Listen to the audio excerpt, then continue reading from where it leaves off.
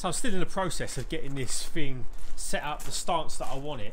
The rear's too low still, and I'm trying to get the weight transfer onto the front wheels to drop the fronts down a little bit, because I reckon that's about the sort of height that I want, but obviously all the weight transfer at the minute is going to the front because it's jacked up at the back. So what I'm doing now is I'm just going to raise up the coilovers a little bit, and I'm also going to put some spaces on the rear, not permanently, just so I can see the offset that I want the rears to sit at, whether it's with the new wheels or if I put some spaces on the rear, and I'm going to space the front out as well, because at the minute they're just a little bit too tucked in. So the wheels I actually have on the car at the minute, they're an ET37, quite a wimpy offset, and they're a 7.5J in obviously a 17. So I already have these 10mm spacers on them, which are these ones, and they're very good. They sit nicely, so it works out like an ET27. But I'm just going to test on these 20mm spacers, so obviously double the size. I just want to see what the offset's like on the rear. It's not a permanent thing, it's just to test them out. So these are like a hub centric, and they actually bolt to the hub, you can see, because they're too thick.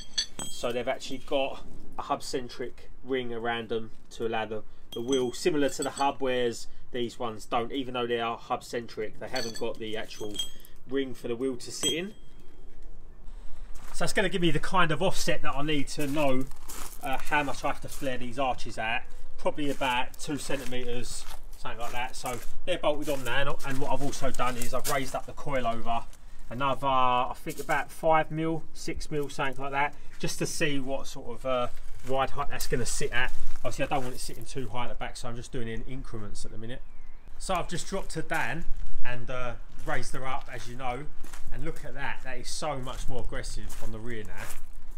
Look how much more poke you've got on the rear. So that's the exact height I'm looking for. So I'm going to put them 10mm spacers that come off the rear, I'm going to put them on the front, because the fronts look a little bit lost now.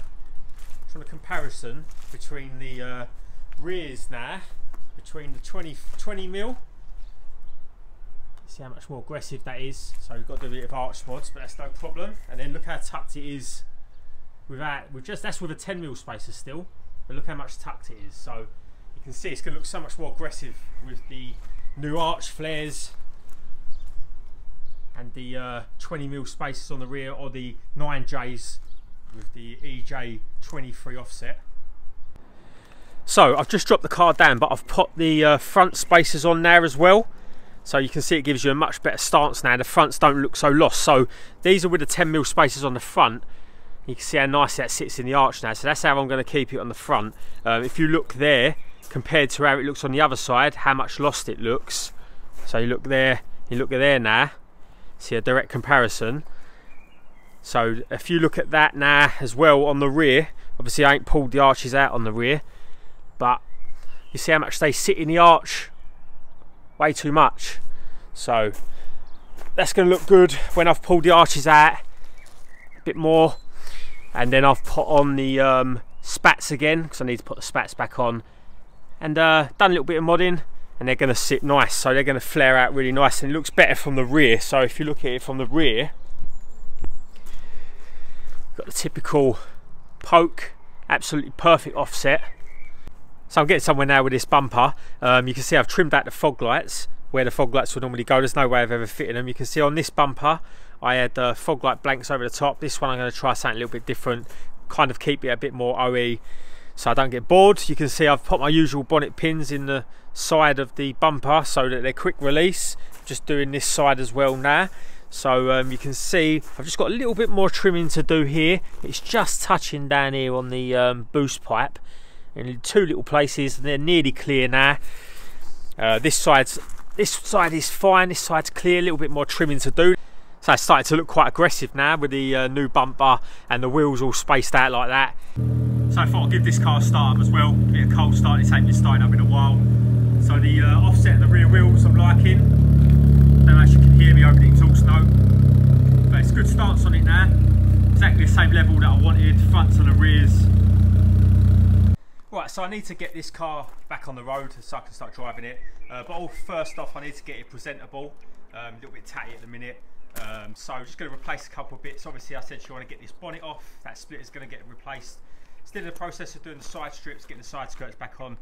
So that's the aim at the minute. So at the minute I'm just flattening down this steel bonnet that I've got. This is going to go on temporary while I repair the fiberglass bonnet that's on it.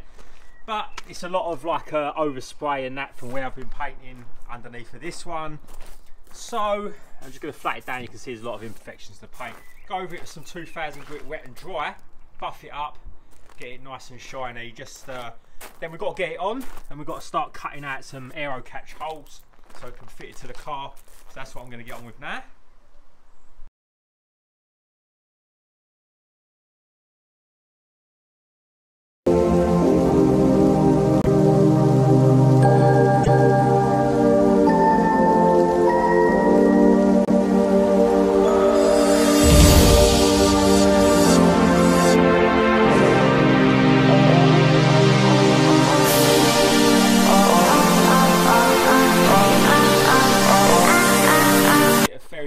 Gives you a little bit of lubrication. You can see I've done it there, and that way you won't burn through the lacquer, you won't burn through the paint underneath to the primer, and you get a nice smooth finish.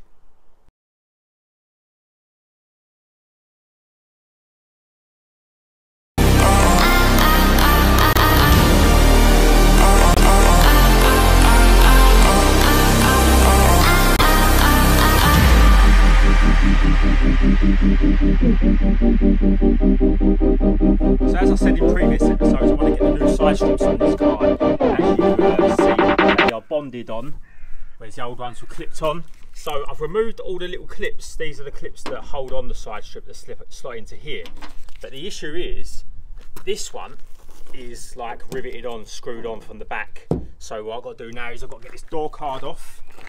And then I can take that one off as well. It's quite annoying actually, but it's like the centralising one. All the rest of them come off except for that last one, so that's what I've got to do. So just took the door card off. There's the offending screw up there. It's like a little torque screw. So you could say I didn't want that coming off, but yeah, I wanted it to be nice and flat and straight to the body. I've just used Tiger Seal for that. It's the best stuff you can use. It's never going to come back off. So properly strapped down there. Loads of Tiger Seal on it as well. So I've got to go and do the other side now. I've got to obviously take that door card off as well to get that silly clip out. Same on this side, and then get these clips out of here. They just come out the inner wing. You sort of like pull them out of the inner wing there. You can get to them. So I'm just in the process here of redoing my breather system piping. You can see the breather system's way above the rocker cover, and that's so that the breather gases can go upwards into the breather system instead. Never want it running downwards. So yeah, I've just got some new pipe work, just working out which way I want to do it. I'm probably going to use this breather hose. I've just stuck it on there, even though it's a slightly different colour. You know, it's not that bad. That one goes to there, that side there, and then I'll just get a filter that goes on the end of that. This is off of a Cosworth, this breather system. You can see old school, the Bailey system. So it's all baffled inside. I've been running that for a lot of years, absolutely perfect. So if you remember from previous episodes, I had a little issue with the battery box.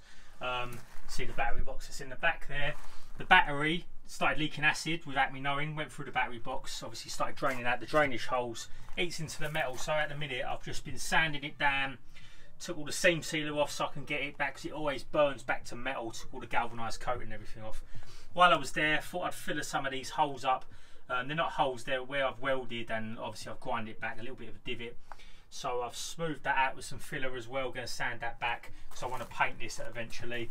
I know it's going to be underneath the seat, you're only going to see it. I'm going to get some primer on that now, get some etch along there so I can put some seam sealer back across it. So I've just sanded down all the floor, got all that filler nice and smooth. I know it's underneath the seat, probably not going to see it. Just got some seam sealer as well around the welds, seat rails as well. A lovely sky out there tonight. Beautiful evening for doing some work on the cars down the garage. So I'm going to get that into primer now. Let that sit overnight. So that's what I'm going to do now, just flat it down, clean it all up, get into primer. Not obviously going to prime over that seam sealer, it ain't dry yet, and I can get that seat back in. Right, as you can see, that's all in primer now. Everything's rubbed down, that's in primer. I've just bolted on the rails for the seats, just to make sure everything lines up. Just put the mat back in the floor as well. What I've got to do now is, I've got to seam seal these plugs back into the floor, because as you know, I had the battery box here which is going to go back in, it's bolted to the floor, but the acid had run out of it which burnt into the metal, which is why I was doing the repair in the first place. So I'm going to get some seam sealer to stick that back in. Then this is the battery box here. It's going to give it a clean out because it don't look like it's done much damage to it, luckily. And that bolts in there behind the seat. It's a tight fit, you will see it when it's done. Just put the fire extinguisher back in as well, clipped on the harnesses back onto the eyes. So yeah, coming together now. I've just got to go and get a new battery that fits in this box, because this one's here is just a temporary one. It's not big enough. Sorry, it is too big to go in that box. It doesn't fit. Right, so the battery box is back in now. You can see it's in there nice and securely. You can see how tight it is between the back of the seat and the box. That's the way I made it all fit really nice and tight. Just put the eyelet back in. I've also put the glove box back in as well. That's in there nice and tight now, so that it hides all the wiring behind that. Seam sealed the plugs, you can see down the back there, so they're in there for solid now. This was all made to fit really nice, so now it's going all back together. I'm glad I've done a good job on it in the start, because it fits lovely like it would from the factory. But got the eyelets back in here. Going to tidy up this wiring as well. Going to bolt this seat back in now, get the harnesses in the back of them. Well, there you go, that side's complete now, so the seat's back in. Just put the harnesses back in as well. I'm going to do a little bit with this wiring. Going to tuck it out of the way because it's getting on my nerves. Don't like to see the wiring. Probably going to try and find the, I've probably got one, the plastic clip that normally bolts in across there to just hide that little bit of wiring there. Get some new floor mats for it as well. The harnesses need a bit of a clean up because they've been sitting in the back, got a bit dusty. But yeah, the interior's back in, which is quite strange. It's, well, what would you say of an interior? So all I've got to do now, this is the wiring for the traction control loom and the AFR loom. So now it was going through the driver's side, but now it's going to go under there through where the wires went through that bulkhead. So one thing I will say is, when I first bought these seats, I bought a GT seat for the driver's side, obviously thinking the better for movement. But now I've sat in this passenger side seat with a standard frame. You can see from the back, you'll see it a lot clearer. So one thing is, when I bought these seats, obviously I went for a GT seat on the driver's side and a normal standard width seat on the passenger side. The only problem is now a lot more healthier, and the passenger side is so much more comfy with being a standard fitment. When I just sat in it, it was so nice, but when I sit in the driver's side being a GT seat, I get lost in it now. It feels way too big, so I'm probably going to have to look for a standard fit seat to put into the driver's side. Right, so I've just painted up the ends of my white line strut brace. I've never seen another one of these for sale. These are fit if you ever want a strut brace that absolutely fits perfectly behind all the fuse box and everything. This is the one to get, the white line one. It's the only one I've found to fit right without moving the fuse boards and that out of the way. But obviously I've moved them now, so it's irrelevant. Right, so we're getting somewhere now. I'm just trying on different bumpers out in a minute. You can see I've got so many bumpers. I've got 3 Pro Drive, 3 OPC one. I've took the fiberglass bonnet off now, so we've got the steel one on there, so I've just got to cut the aero catches out.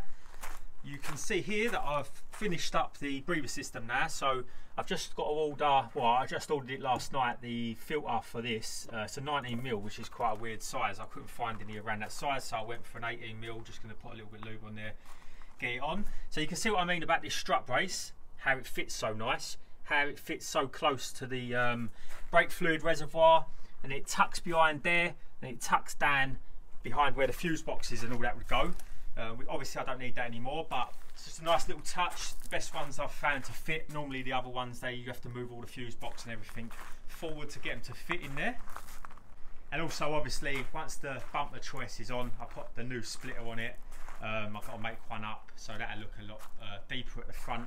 I don't really like the way, even with the OPC bumpers, they just ain't deep enough on the front to be able to get that low look you're looking for. So just pulled off a Cupra splitter that I had on one of my Pro Drive bumpers over there. It's already painted gloss black as well, so I'm going to stick that on there just to make it a little bit lower at the front, because I don't like the way it still sits high at the front. So just going to bang that on there, see how it looks. So I just went to fit the Cupra splitter to the OPC GSI bumper, and I remembered how poorly they fit on the GSI. They've got to be chopped about a lot more. On the Pro Drive bumper they fit pretty much, they ain't even bolted on, that's just sat on the top of it. That's how nicely they fit.